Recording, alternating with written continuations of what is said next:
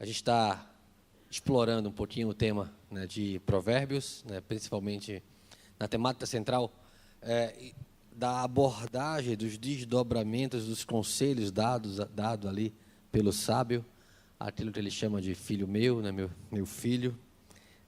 E eu queria explorar um pouquinho com vocês, como tem aí a tema não, né? Mas queria explorar um pouquinho com vocês a ideia do terceiro momento nosso, que é esse aqui, que está lá em Provérbios, capítulo 5. Provérbios, capítulo 5. A gente vai fazer a leitura do capítulo 5 todo, tá? Então, tenham paciência, é um texto um pouquinho mais longo. Eu sei que vocês não gostam muito de ler, mas vocês podem acompanhar. Provérbios, capítulo 5, até o final do verso 23.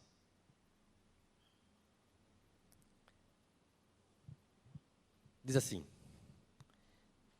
Filho meu, atende à minha sabedoria, a minha inteligência inclina os ouvidos, para que conserves a discrição, e os teus lábios guardem o conhecimento.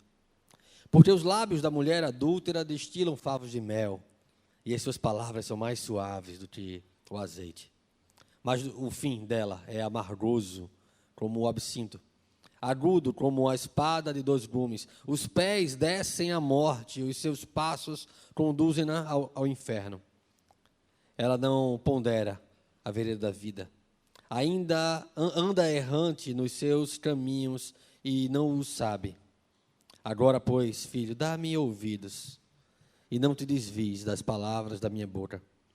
Afasta o teu caminho da mulher adúltera e não te aproximes da porta da sua casa, para que não deis a outrem a tua honra, nem os teus anos a cruéis.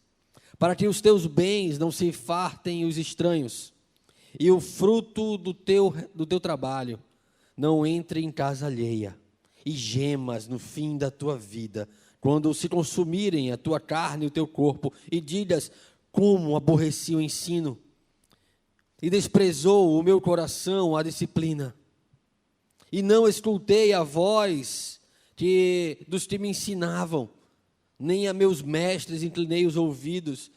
Quase que me achei em todo o mal que sucedeu no meio da assembleia e da congregação. Bebe a água da tua própria cisterna e das correntes do teu poço. Derramar-se-iam por fora das tuas fontes, e pelas praças os ribeiros das águas. Seja para ti somente, e não para os estranhos contigo. Seja bendito o teu manancial, e alegre-te com a mulher da tua mocidade, corça de amores e gazela graciosa. Sacie-te os seus seios em todo o tempo, e embriaga-te sempre com as suas carícias. Porque, filho meu, andarias cego pela estranha e abraçarias o peito de outra? Porque os caminhos do homem estão perante os olhos do Senhor, ele considera todas as suas veredas. Quanto ao perverso, as suas iniquidades o prenderão, e com as cordas do seu pecado será detido. Ele morrerá pela falta de disciplina, e pela sua muita loucura, perdido, cambaleia. Até aqui. Vamos orar mais uma vez. Sei que a gente fez isso agora há pouco. Pedi para que a gente tenha discernimento para aprendermos que a sabedoria trazida aqui no livro de Provérbios pode ser aproveitada ou aplicada em nossas vidas. Fechando os seus olhos. Pai bendito, todo-poderoso Senhor, Tu és Deus Altíssimo, Pai. Nós Te louvamos, Pai. Te louvamos pelos Teus maravilhosos feitos conosco. Porque a Tua boa mão nos considera, porque a Tua boa mão nos guarda, nos livra do mal. Ó Deus, até aqui nos ajudou o Senhor, por isso nós estamos alegres, Pai. Aplica agora a Tua palavra em nossos corações, que faça sentido em nossas vidas. Em nome de Jesus. Amém. Interessante que, se você não aprender nada hoje, nesses dias, sobre Provérbios, você vai aprender pelo menos alguns adjetivos com os quais se dirigir a sua amada, né? Gazela graciosa, corça de amores. Imagina, você chega para sua esposa, você é uma gazela graciosa. Se ela não jogar uma panela em você, você se saiu bem.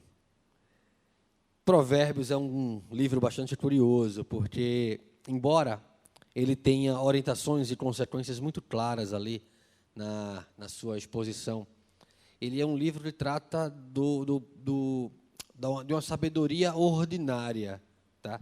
Então, é um livro de instrução, um livro do qual a gente vai entender que, ordinariamente, quando a gente faz isso, acontece isso. É claro que, extraordinariamente, pode acontecer alguma coisa diferente em algum sentido, mas aqui é comum, e a gente viu isso, né, e por isso o tema, né, dessa conferência, Filho Meu, é comum nós vermos Salomão advertindo os jovens de um modo geral, e aqui em Provérbios a gente vê isso com muita frequência, como se fossem seus filhos. Ele usa muito essa expressão, filho meu, ao longo de todo o livro de Provérbios, trazendo essa exortação à sabedoria. Provérbios 4, verso 20, ele vai dizer, filho meu, dá atenção às minhas instruções, aos meus conselhos, inclina os ouvidos. No capítulo 22, verso 17, ele vai dizer, inclina os teus ouvidos e preste atenção aos ditados dos sábios e aplica teu coração ao meu ensino. Ele sempre vai trazer essa relação muito pessoal de alguém que está ensinando ali como mestre e alguém que deve ouvir como uma palavra de uma pessoa que ele quer bem, que ele quer colocar numa condução, num caminho correto para a sua vida. Imagine que se você fosse escrever um livro de orientações para seus filhos. Talvez você usasse expressões ou pensasse, como Salomão pensa aqui, que caminhos eu gostaria que ele se dirigisse. Em relação a essas coisas difíceis da vida, né, como eu gostaria que ele tratasse dessas coisas. Ou talvez, se você fosse escrever uma carta ou um compêndio de orientações para você mais novo, imagine que você pode entrar na máquina do tempo. Não você pode mandar uma carta no tempo. E aí você vai mandar uma carta para quando você tinha, sei lá, 15 anos atrás, 20 anos atrás. No meu caso, para fazer efeito, tem que ser uns 30 anos atrás. E aí você vai mandar uma carta dizendo, olha, quando você for pensar sobre a sua vida, quando você for decidir sobre coisas importantes da sua vida, quais devem ser os fundamentos que você precisa levar em consideração? Mas parece uma coisa, poxa, é claro que eu seguiria. Imagine você 15 anos atrás, 10 anos atrás, 5 anos atrás, ou agora, recebendo uma carta de você daqui a 40 anos. Você iria seguir? Poxa, eu vivi isso, né? Então eu tenho que seguir isso aqui, né? Faz sentido para mim. Por que a gente não faz as mesmas coisas com os conselhos de pessoas que viveram isso? E orientam a gente como a gente deve fazer. E a gente não considera, porque a gente acha que a gente sabe mais. Né? Não é quase a mesma coisa? As pessoas viveram, nossos pais, nossos avós, nossos tios responsáveis, viveram mais que a gente, viveram anos mais que a gente, e chega, olha, você está indo para um caminho errado. Aí você diz, não, eu sei da minha vida. Não é quase a mesma coisa? Porque se você escrevesse a carta, faria mais sentido. Aí entra aquela coisa do, porque eu é que sei. Né? Aquela coisa, sereis como deuses de suas próprias vidas. Então, o autor de Provérbios, ele faz isso, ele usa da sua experiência. E se você lê o livro de Eclesiastes, você vai ver que o autor de Provérbios, o sábio, tem dirigido essas palavras, ele, na verdade, dirige essas palavras, experimentou muitas coisas na sua vida. Caminhos errados, que levaram a uma mente conturbada. Depois ele encontra o caminho e então ele começa a aconselhar para que não venhamos a incorrer nos mesmos erros. É curioso que muitas vezes nós desprezamos a sabedoria e o entendimento. Esse primeiro verso do filho meu, ele poderia ser traduzido um pouquinho diferente. Ele poderia ser traduzido assim, filho meu, para a minha sabedoria atende, para o meu entendimento se curve. Receba isso como algo tão excelente que você deve se curvar a ele, atendê-lo, servir ao conhecimento e à sabedoria, para que você possa vir a ter uma vida bem-sucedida naquilo que realmente deveria importar na vida da gente.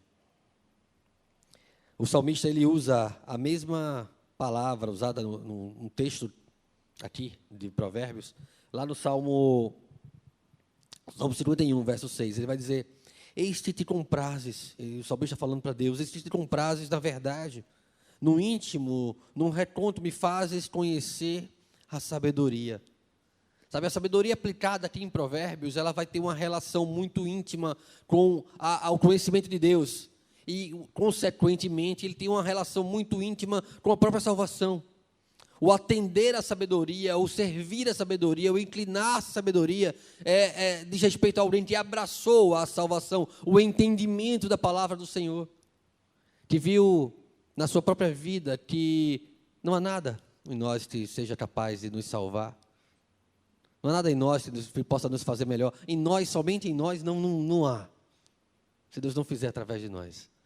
Todos nós igualmente perdidos, todos nós igualmente atravessados em nosso entendimento, em abraçar os valores, em abraçar a pressa desse tempo, a urgência de ser, de ter, de acontecer nesse tempo, e deixar de lado o que realmente importa. Se não tivermos o coração transformado para entendermos essas coisas, nós não vamos entender. Isso se torna muito difícil para nós. Por isso, o salmista ele vai usar essa expressão aqui para falar de como nós devemos buscar sabedoria em quem tem sabedoria. Eu me lembro do livro de Jó. Eu estava estudando a história de Jó com o Lucas, meu filho pequeno, 4 anos. E é curioso, porque Jó ali, ele começa o livro falando que Jó era um homem justo. Ele começa o livro falando que Jó era um homem próspero, porque Deus o abençoava, as coisas iam bem para Jó. E aí depois, do meio para o finalzinho do livro, a gente vai ver Deus ensinando a Jó que ele não sabia de nada, que ele não tinha conhecimento de nada, que ele não tinha por que se justificar, porque ele não tinha por que questionar. E aí Jó vai dizer para Deus: puxa, eu te conhecia só de ouvir falar, agora eu posso te experimentar, meus olhos te veem. O conhecimento de Deus, ele é libertador, o conhecimento que o salmista apresenta aqui. Que o sábio, de Provérbios, apresenta aqui, ele é libertador. Ele é um conhecimento que tira as nossas amarras das coisas que prendem o nosso coração. Ele vai comparar aqui, e nós vamos chegar mais ao final do verso e ver isso, ele vai comparar que o homem que não é libertado dessas amarras, ele anda como alguém que cambaleia, ele não sabe para onde vai. Imagine um bêbado perdido na rua. Assim é o coração e o entendimento de alguém que não tem sabedoria, que não tem a verdadeira sabedoria. A essência do livro de Provérbios é o ensino moral e os princípios éticos que devem nortear as nossas vidas, que devem fundamentar as nossas vidas. Nós vimos ontem sobre como é diferente a vida, né? O paradigma de uma vida sábia, com instrução, com conhecimento, e uma vida sem instrução, sem conhecimento. Nós vimos hoje pela manhã como isso implica nas nossas relações, pela manhã não, pela tarde, como isso implica na maneira como nós nos relacionamos com o trabalho, como nós enxergamos o trabalho. O tema da preguiça, do descanso, da responsabilidade para com o trabalho. E agora, em especial, nós vamos trazer mais um contraste deste livro naquilo que diz respeito aos nossos relacionamentos. Esses contrastes, eles são dignos de nota. Eles são dignos de absorção pela nossa mente, pelo nosso coração, né, pelo nosso entendimento. A gente vai ver esses contrastes empregados o tempo todo. A sabedoria, ela vai sendo personificada, né? Ela é personificada no homem trabalhador, ela é personificada aqui no relacionamento sadio. A insensatez é personificada no texto de Provérbios 5, com a mulher adúltera, estranha, imoral, ou não sei qual a tradução que você tem aí no seu livro, na sua Bíblia. Mas essa personificação da insensatez e da sabedoria é o que a gente vai encontrar ao longo de todo o livro de Provérbios. O bem nessa sessão está sempre indicado por palavras de instrução, de entendimento, de sabedoria, né, de juízo, equidade, conhecimento, conselho, saber, né, mas especialmente sempre sabedoria. E é essencial a compreensão dessa primeira parte, distinguirmos muito bem o coração sábio do coração insensato, o nécio, ou seja, o inexperiente, com aquele que tem experiência, que tem o entendimento das coisas.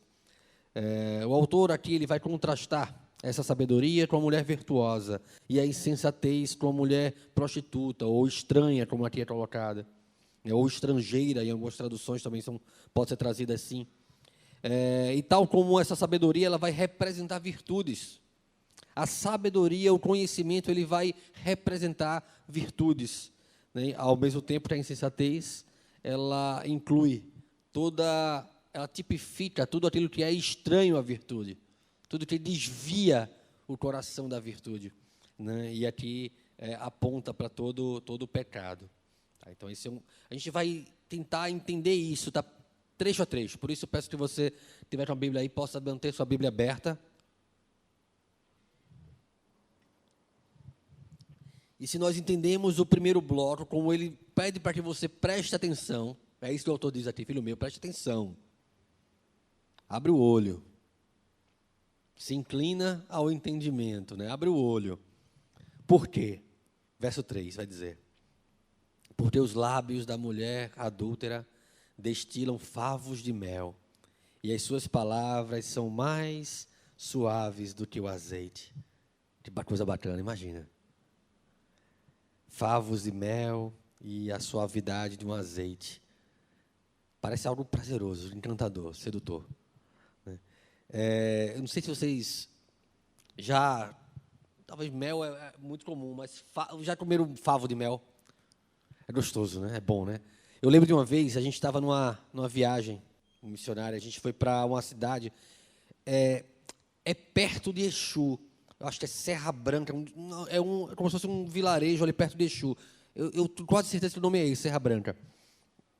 E a gente foi, se dividiu em grupos, né? E a gente foi de casa em casa, né, convidar, né, ensinar, falar um pouco da palavra e convidar as pessoas, né, para a atividade que estava tendo na escola, atividade social, e também para o culto que seria realizado na praça à noite.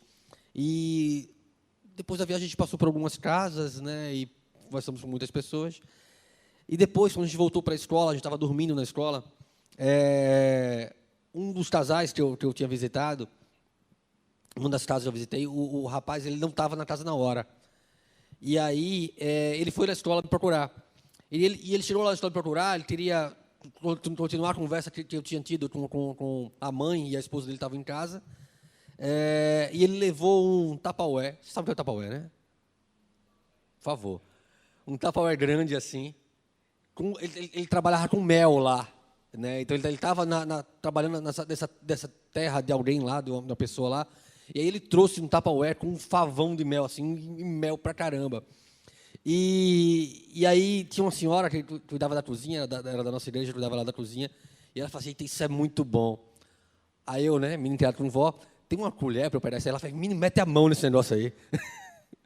Ai, que coisa deliciosa, você meter a mão nele, ele tava grande assim, favo de mel grandão, você pegar, é prazeroso demais. Lendo o texto, as coisas vêm à cabeça, né? Vem à memória. Então, quem tem a experiência, talvez entenda como isso é sedutor, como isso é prazeroso. Os lábios da mulher adúltera, colocada no texto aqui na tradução da Ara. A Corrigida Fiel, ela traz uma tradução mais literal. É a mulher estranha ou estrangeira. Ela é a parte dali do seio, da aliança, do povo. É uma mulher que não condiz, não tem os mesmos princípios e valores que eram ali pregados pelo povo. Ou a NVI, outra tradução, a Nova Versão Internacional, traduz essa expressão, que quer dizer estrangeira, aqui aplicada ao próprio senso de moralidade do texto. Então, ela é a mulher imoral. É por isso que ela é estranha, porque ela é imoral. Ela não tem a moral, a conduta do povo. Tá? Então, é importante a gente entenda isso. De quem a gente está falando aqui? A gente está falando de uma pessoa, de um homem, que pode ser tentado, que não deveria abraçar a sedução ou o encanto de uma mulher que não tem a mesma conduta moral, os mesmos princípios, os mesmos valores que ele tem, que é o que ele deveria ter. Pelo menos ele é exortado a ter. Porque isso iria conduzi-lo para os próximos versos que a gente vai ler. Mas essa mulher estranha e imoral, ela é a própria materialização da advertência a quem ele se refere aqui. O sábio refere-se que ele deveria se abster Cuidado com os prazeres, cuidado com os desejos carnais. Essa mulher adúltera, ela é a própria idolatria, ela é a personificação da idolatria. O falso sentimento de satisfação, longe dos princípios que deveriam conduzir a sua vida. Então, quando você busca satisfazer-se pela força do seu próprio braço, sem o conhecimento, o coração insensato que se leva a conduzir-se por alguém que lhe conduz para longe da sua moralidade, dos seus princípios. Já vivenciaram isso? Conhece alguém que caminhava com você, seria com você, pensava junto, trabalhava junto, mas se relacionou com fulano ou com fulana e começou a se distanciar, primeiro da frequência, depois das pessoas, e depois já não se encontra mais. Essa mulher é alguém fora da aliança, que tende a desviar as mentes e os comportamentos dos homens. Essencialmente, esse texto traz uma advertência contra os 7 mandamentos, contra o não adulterarás. É disso que ele está tratando aqui. E nem sempre esse adulterarás diz respeito somente a alguém que é casado. O tema ele vai avançar muito rapidamente. A sua verdadeira preocupação, a qual o homem precisa resistir, pois a sedução dos favos de mel, palavras doces, coisas que eu gostaria de ouvir, e aí eu ouço, eu gosto, e eu gosto mais, quero ouvir mais, quero entender mais sobre isso. Os lábios gotejam mel, assim a mulher estranha diz palavras melosas, como o texto traz aqui, trazendo para uma tradução um pouco mais literal. Ela diz tudo que você quer ouvir, ela faz você se sentir especial, ele faz você se sentir única, especial. Mas o verso 4 traz uma consequência disso. Mas o fim dela é amargoso como o absinto, agudo como a espada de 2 gumes. Os seus pés descem à morte e os seus passos conduzem ao inferno. O fim dela é amargoso. O Salmo 55, verso 21, fazendo um paralelo a isso aqui, ele vai dizer: sua fala é mais macia que a manteiga. Contudo, a guerra habita em seu íntimo. Suas palavras são as mais suaves do que o azeite puro, todavia são afiadas e perigosas como um punhal. Fazendo um paralelo aqui com o texto desse provérbio. Doce favo de mel, agora leva ao absinto. O grego, ele vai traduzir essa expressão. Você sabe que a gente tem na Bíblia, o Antigo Testamento ele foi escrito ali em hebraico, sua maioria, e o Novo Testamento, sua maior parte em grego, ou as traduções mais fiéis estão em grego. Mas a Septuaginta, que foi usada como base para as traduções modernas, ela traduziu toda a Bíblia para o grego, lá em Alexandria, no Egito, aqueles tempos do Império Romano. Ali era um grande polo intelectual e procurou-se traduzir toda a cultura daquela região ali para o grego. A Septuaginta ela vai traduzir essa expressão aqui para o que a gente tem hoje como fel. É como se o mel agora virou o fel, o doce mel virou o amargoso do fel. Mas a palavra hebraica, ela diz respeito a uma árvore, um arbusto, um galho, que de fato era usado para fazer o absinto. Ele era amargo, e era usado para fazer justamente o absinto. Então, ele traz aqui essa referência. Algo que começa doce, mas termina amargo, afiado. Já viram relacionamentos assim? Começam doces, começam maravilhosos. Ah, meu amorzinho, aquela coisinha. E depois terminam de maneira amarga. Não conduzem para aquilo que deveriam conduzir. Não correspondem àquilo que deveria corresponder. Não estão fundamentados sobre os pilares que deveriam sustentar aquela relação. O verso 5 traz o destino final do pecado como resultado de ceder a essa sedução. Ele vai dizer que a tentação, o viver deliberadamente, numa relação com a imoralidade, com uma mulher estranha à sua conduta, aos seus princípios, aos seus valores. Essa vida deliberada, ela é então direcionada para a destruição. Ele vai trazer o resultado dessa sedução, o resultado dessa vida deliberada no pecado, prazeres, é a morte e é o inferno. Ele usa as duas expressões como sinônimos aqui. A morte e o inferno. O amor de uma mulher pode parecer uma proposta muito atraente. O corpo de uma mulher pode parecer uma proposta muito atraente. Seus sentimentos podem parecer uma proposta muito atraente. Mas o romance proibido, isso se aplica também aos homens. Mulheres, cuidado com os homens de palavras melosas. Sabe aquelas palavras... Sabe, tem homem que é tão meloso, que se tiver diabetes, não pode nem conversar muito com ele. Mas cuidado com os homens de palavras muito melosas, que dizem tudo o que vocês querem ouvir, que fazem vocês se sentirem especiais. Cuidado, se o coração deles não está fundamentado nos mesmos padrões, na mesma moralidade, com os quais os seus deveriam estar fundamentados. Isso leva certamente a um sofrimento terrível, a uma conduta ou a um desgaste emocional, às vezes até físico, terrível. Eclesiastes capítulo 7, verso 26, vai dizer: e descobri, e o sábio falando sobre toda a sua experiência, ele vai dizer, e descobri que a mulher que age como armadilha, cujo coração é total cilada e as mãos correntes ardilosas, é mais amarga que a morte. O homem que deseja agradar a Deus fugirá dela, mas o que tem prazer no pecado, este lhe servirá, este lhe será por presa fácil. É o que o autor de Eclesiastes vai dizer. Por que, então, por que a mulher se tornou algo assim? Por que essa pessoa estranha? Também para poder aplicarmos isso, e é perfeitamente aplicável também a mulher em relação ao homem, né? Por que esse homem é tão errado? Por que ele não se desvia desse caminho errado? Por que ele, sabe, por que ele não muda? Por que ela não muda? O verso 6 e o verso 9 diz assim: ela não pondera a vereda da vida, ela anda errante nos seus caminhos e não sabe. E o verso 9 vai dizer: para que não deis a outrem a tua honra, nem os teus anos a cruéis.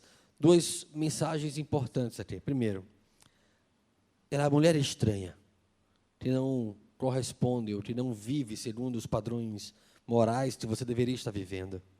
Ela anda errante nos seus caminhos e não o sabe.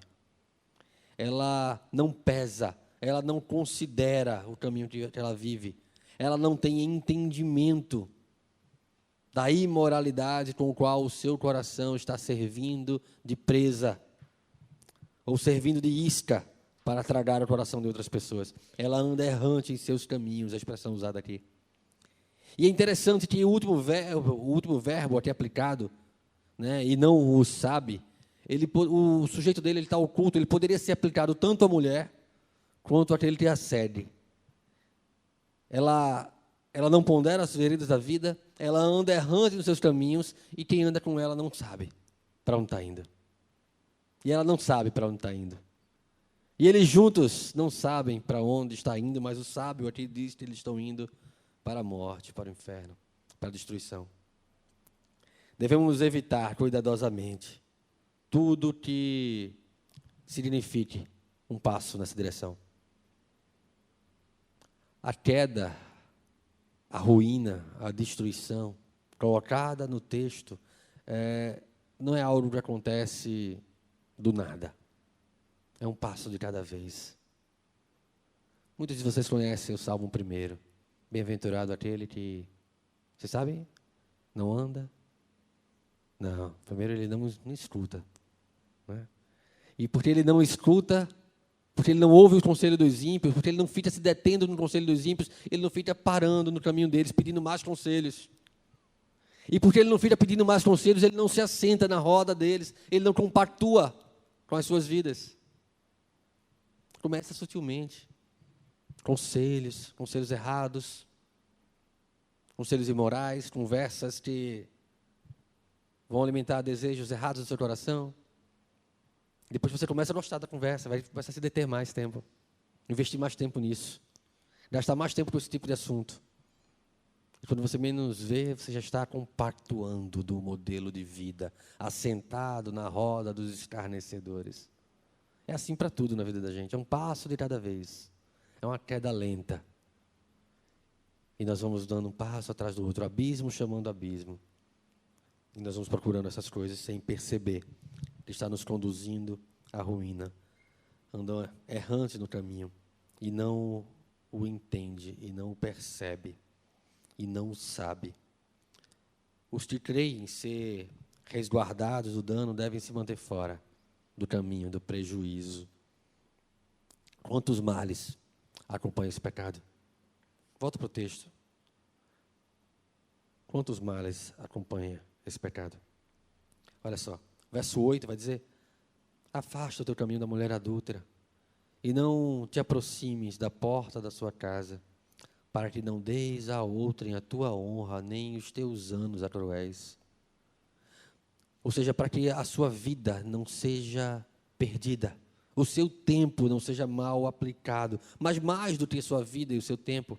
O verso 10 vai dizer: para que os teus bens não se fartem os estranhos, vão tomar tudo o que você tem. Ela vai conduzir o seu coração a perder tudo o que você tem, em função da satisfação que aquela situação, ou aquela mulher, ou aquele homem pode trazer para você. E gemas, verso 11, e gemas no fim da sua vida, quando se consumirem a sua carne, o seu corpo. Olha só, foi embora o seu tempo, foi embora os seus bens, foi embora a sua carne, o seu corpo, a sua juventude, a sua vida. Então digas: como aborreci o ensino. Verso 12. E desprezou o meu coração a disciplina. Não escutei a voz dos que me ensinavam, nem aos meus mestres inclinei os ouvidos.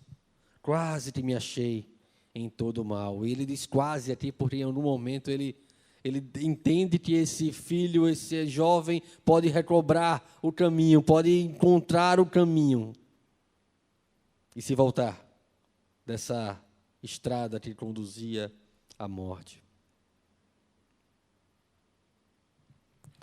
Considerem como fatais as consequências, quão amargo vem a ser o fruto. Elimine qualquer situação e oportunidade que possa ferir a pureza e a moralidade que devem abraçar e fundamentar a vida de vocês. Filho meu, como diz aqui o sábio, não deixe que o coração de vocês conduza a vida de vocês aos sofrimentos do inferno. A tendência direta desse pecado é a destruição do corpo, da alma. Nós nos envolvemos em tentações, nós zombamos do nosso Criador. Ele que tem poder, pelo seu Santo Espírito, de nos livrar da tentação. Muitas vezes nós negligenciamos isso. E em vez de buscar auxílio, nós simplesmente tentamos ou optamos por correr o risco. Eu tenho um fraco para bebida. Meu amigo, não senta na mesa do bar. Eu tenho um fraco para mulher. Olha, cuidado com o que você olha na internet. Cuidado com quem você segue no Instagram. Cuide dos seus fracos. Cuide das suas fraquezas. Para que vocês não venham a ser por elas atraídos. Provérbio 31, verso 3 vai dizer: não entregues a tua força às mulheres, nem o teu vigor aos que corrompem os que governam. Não deixem de ter entendimento, não deixem de ter sabedoria, não deixem de racionalizar a situação, de entender se de fato aquilo é para você.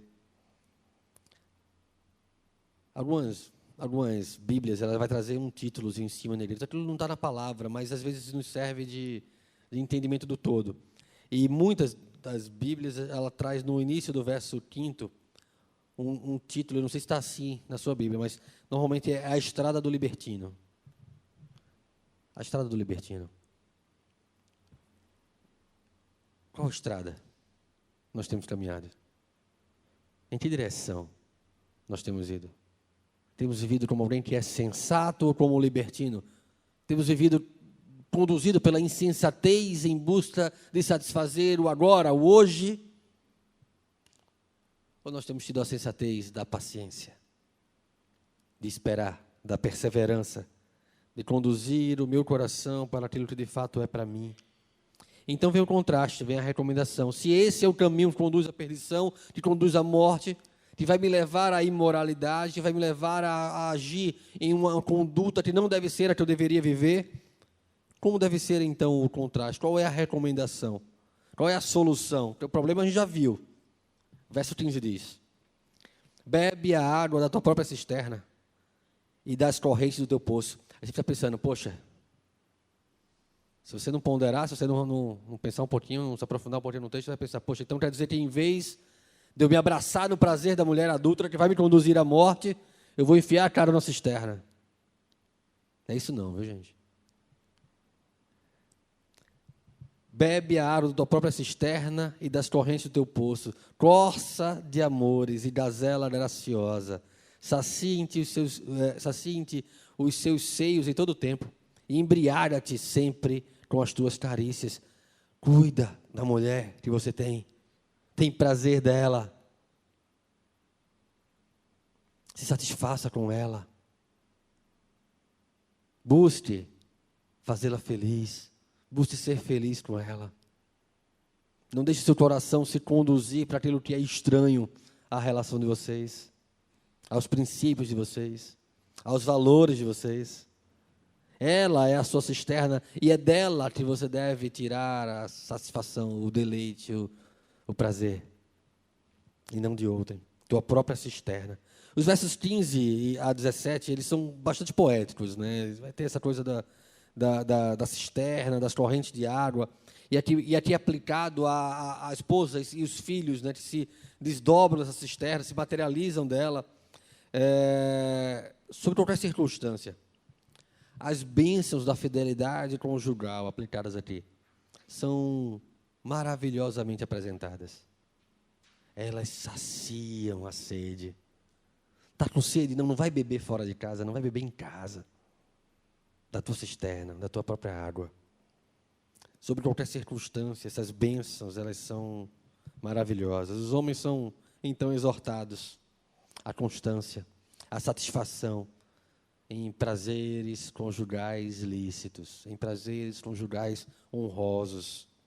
Hebreus, capítulo 13, verso 4, vai dizer: digno de honra seja o casamento dentre todas as testemunhas, bem como a pureza do leito conjugal. Portanto, Deus julgará os imorais e adúlteros aplicados aqui. Então, diante de tudo que foi apresentado, diante do problema, olha, cuidado, o problema é o seguinte: a palavrinha dela é como mel, favo de mel, gostosinho de ouvir. Parece suave como um azeite. Mas olha o fim. Você vai perder seus bens, seu tempo, seu corpo, sua saúde, se você andar por essas coisas. E olha, tem uma solução. A solução é que você se sacie na sua própria cisterna. Curta com a sua esposa. Curta com a sua mulher, com o seu marido. Prova dele, aproveitem a vida juntos, dentro de casa. Dentro de casa, não estou querendo dizer que é dentro de casa, trancado em casa não, gente. Dentro de casa é no sentido conjugal. Mas diante de tudo que foi apresentado, entre o problema e a solução, tem um porquê que nós temos que buscar essa solução. A partir do verso 20, ele vai dizer: por que, filho meu, andarias sério pela estranha e abraçarias o peito de outra? Por que você faria isso? Se isso é problema, se a solução está na sua relação conjugal, na mulher que você escolheu desde a sua mocidade para casar, para ser o marido dela e ela ser a sua esposa, por que você vai buscar então, por que você vai abraçar? É insensatez fazer isso. E aí verso 21 vai dizer: porque os caminhos do homem estão perante os olhos do Senhor, e Ele considera todas as suas veredas. Não há nada em oculto que não venha a ser revelado. São passos lentos para a queda. Um passo de cada vez. O caminho te leva à ruína. Ele vem com o primeiro passo. Tenham cuidado com o primeiro passo. E lembrem que os caminhos do homem estão perante o justo juiz. Estão perante o Senhor. E Ele considera todas as suas veredas. Tem uma música, canta no departamento infantil, que ela diz: cuidado o olhinho com te vê, porque o Salvador do céu está olhando para você. Cuidado o olhinho com te vê. Isso se aplica tanto a gente. Como que temos alimentado o nosso coração, nossos desejos, nossos prazeres. Verso 22, ele vai dizer qual a resposta, qual o fim do perverso. Quanto ao perverso: as suas iniquidades o prenderão. Eles serão escravizados às suas próprias necessidades, por causa das suas iniquidades. E com as cordas do seu pecado, ele será detido. Ele morrerá pela falta de disciplina. E pela muita loucura de viver desenfreadamente assim, diz o sábio, ele anda perdido, cambaleando, como alguém que está tão embriagado, que não encontra o caminho de casa. Sexo fora do casamento é errado. Mesmo os incrédulos, mesmo quem não crê em Deus, mesmo eles conseguem entender isso de algum modo. Buscar prazer naquilo que é estranho é como um bêbado que cambaleia sem encontrar o caminho de casa, mas buscar o prazer em sua casa, buscar o prazer em sua mulher, é a expressão que nos leva a refletir a própria relação de Cristo com a igreja. Buscar prazer com a sua mulher é estar em casa, é encontrar o caminho de casa. Alguns absolutos, eles são claramente expressos no texto que a gente leu. Primeiro que a relação fora do casamento, a relação fora daquilo que é princípio, que é fundamento, ela é impureza, ela é pornografia, ela é de algum modo adultério. E segundo que o casamento é o lugar legítimo para essa satisfação. A mulher que eu tomei como esposa, a mulher que eu tomei para mim, é a minha própria cisterna com a qual devo me deleitar. Prazer sexual, portanto, ele faz parte do casamento. A alegria dessa amizade pactual que honra a Deus, que honra o outro, que é leal ao outro, que faz com que você seja digno de confiança, que busca o coração de Deus e do outro. Efésios capítulo 5, verso 33 vai dizer: não obstante vós, cada um de si também ame a sua própria esposa como a si mesmo, e a esposa respeite seu marido.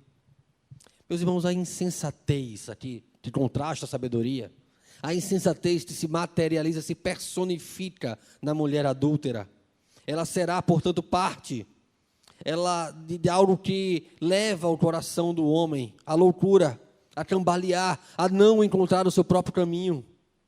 A mulher estranha, ela é ruína. O homem estranho, ele é ruína, é perdição. Ele vai enfraquecer as virtudes com as quais você deveria estar trilhando o caminho da sua vida. A mulher estranha e o homem estranho faz perder o caminho de casa, andar cambaleando, enquanto a mulher virtuosa, ela se torna a casa. O homem virtuoso, ele se torna a casa, o lugar onde o outro consegue encontrar abrigo, consegue se sentir em paz, se estabilizar emocionalmente.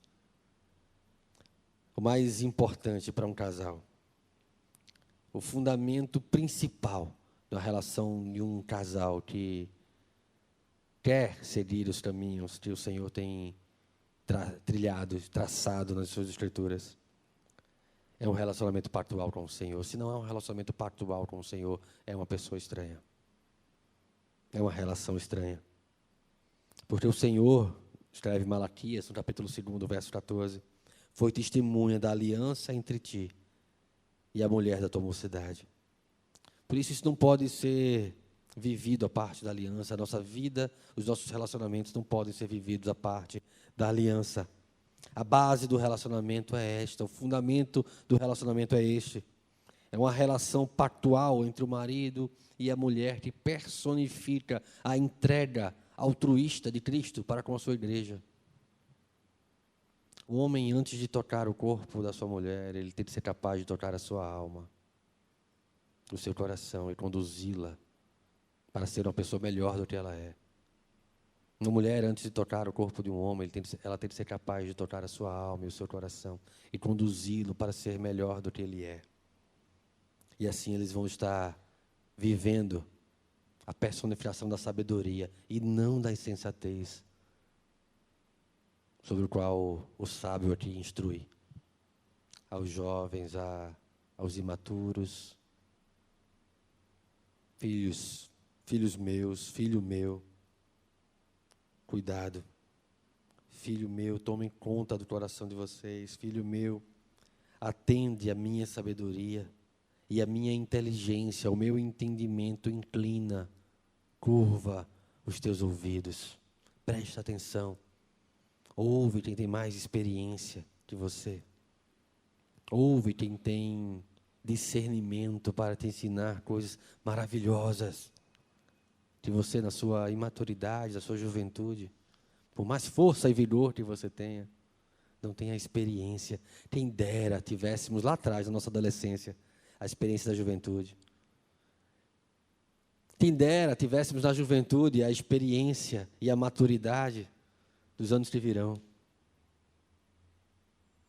Por que negligenciar a sabedoria? Por que viver sem a disciplina, sem a orientação, sem o temor correto? O temor correto vai levar à vida correta.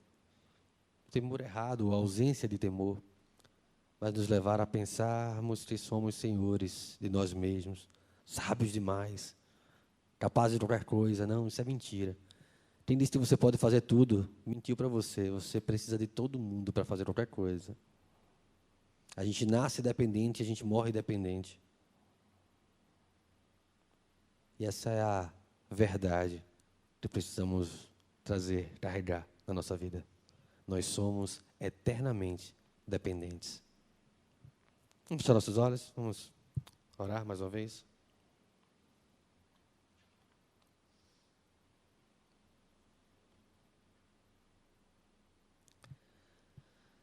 Senhor Deus, Pai, como Pai, te louvamos pelo amor e bondade que temos recebido do Senhor. Como um Pai amoroso, te louvamos pelo cuidado e pela palavra de instrução, a qual temos acesso e entendimento por causa do Senhor. De nosso coração, Deus. E nós clamamos a Ti porque dependemos do Teu Espírito para isso, do nosso coração. Compreenda a largura, a altura, a profundidade da Tua palavra. Que aplique isso ao entendimento. Que aplique isso à prática de vida. Que aplique isso aos valores, às prioridades, ao modo como eu desejo e quero as coisas. Que não seja segundo o coração insensato. Que não seja buscando em coisas e lugares estranhos aquilo que não pode ser encontrado lá. E que aprendamos a viver de modo digno daquilo que temos recebido do Senhor. Em nome de Jesus. Amém.